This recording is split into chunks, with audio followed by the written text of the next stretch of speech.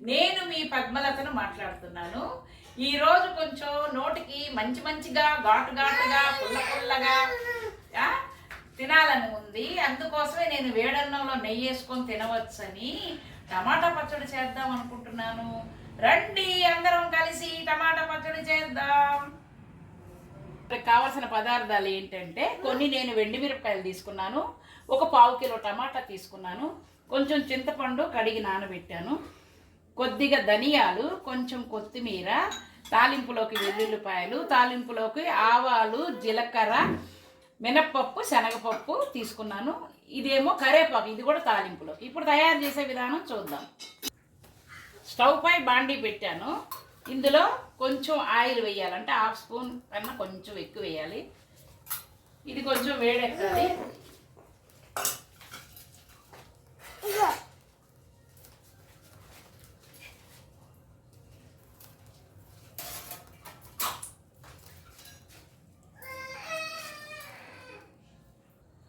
నూనె వేడెక్కింది. ఇప్పుడు ఒక 6 ఎండుమిరపకాయలు తీసుకున్నాను నేను ఇందులోకి. ఇవి కొంచెం వేగాల.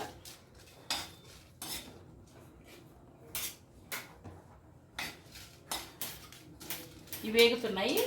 ఇందులోకి 1 స్పూన్ వరకు, ఇందులో 1 స్పూను ధనియాలు వేసి,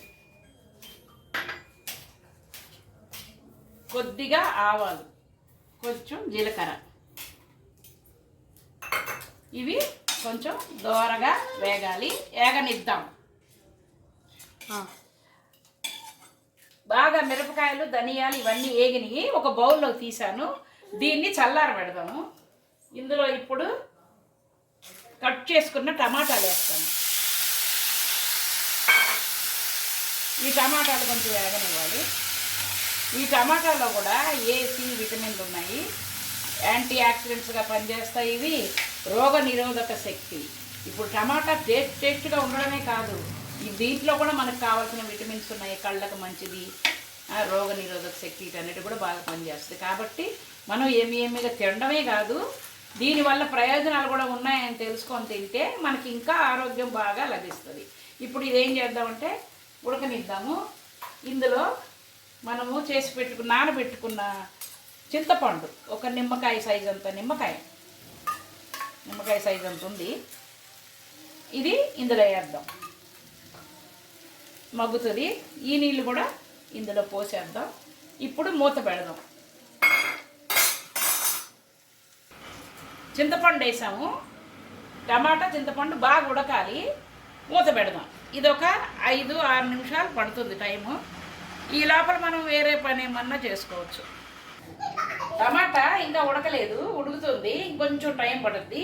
ఈ లోపల మనం నవ్వుకునే విషయం ఒకటి చెప్తాను. అదేంటంటే, నేను సంక్రాంతి పండుగ వచ్చిందంటే సాయంత్రం 6 గంటలకే వాకిలు ఊడ్చేసి, కళ్ళాపు జల్లేసి, పెద్ద ముగ్గులు వేసేస్తాను. చుట్టూ డిజైన్లు వేస్తాను, మధ్యలో పెద్ద ముగ్గులు వేస్తాను. అలా అన్ని ముగ్గులు వేసి ఒకరోజు రథం ముగ్గు చివరగా వేసి దానికి గొలుసు వేసుకుంటూ పక్కింటికి వెళ్ళిపోయాను. మా అమ్మ, మా అన్నయ్య వీళ్ళందరూ వచ్చి పాప అంటారు నన్ను ఇంట్లో ముద్దుగా. నేను ఆఖరిదాన్ని. పాప ఏదని ఎత్తుక్కుంటున్నారు వాళ్ళు. అప్పుడు ఏం చేశారంటే, ఇది రథం ముగ్గు వేసింది, ఎక్కడికో వెళ్ళిపోయి ఉంటుందని ఆ రథం ముగ్గు చూసుకొని, గొలుసు చూసుకొని పక్కింటికి వస్తే నేను అక్కడున్నా, ఇంకా వేసుకుంటూ వెళ్ళిపోతున్నా. నేను ముగ్గు చేస్తున్నాను ఆనందంతో, ఎక్కడికి వెళ్తున్నానో నాకు తెలియలా. అప్పుడు మా అన్నయ్య నన్ను పట్టుకొచ్చి, ఏంటి నువ్వు ముగ్గు వేసావు కానీ రథం వేసి గొలుసు వేసుకొని ఫారెన్కి వెళ్ళిపోతావా ఏంటి అని నన్ను పట్టుకొచ్చాడు. ఇంట్లో అందరూ ఒకటే నవ్వు.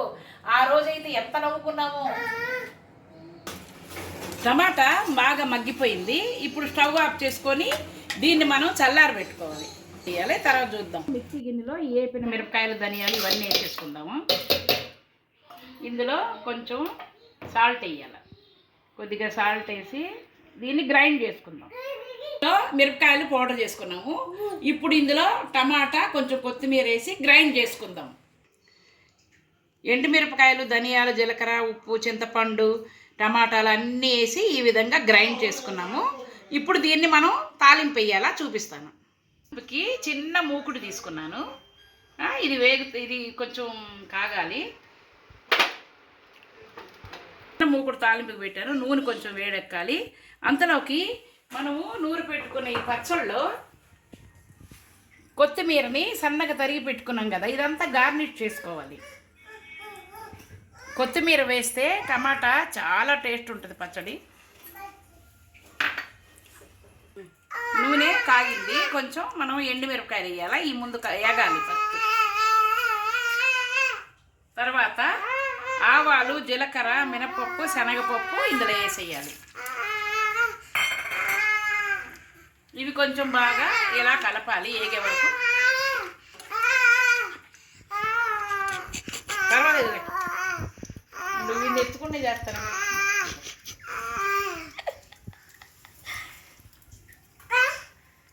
ఇవి కొంచెం వేగాలి, వేగనిద్దాం. వెల్లుల్లిపాయలు, దంచిన వెల్లుల్లిపాయలు వేద్దాం ఇందులో.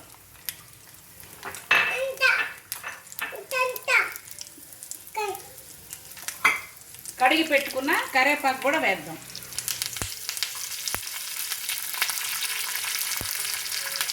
కరివేపాకు, వెల్లుల్లిపాయ కూడా బాగా వేగాలి.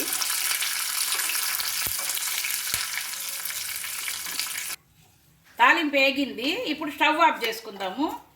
ఈ వేగిన తాలింపుని ఈ పచ్చళ్ళలో వేసేసుకుందాం.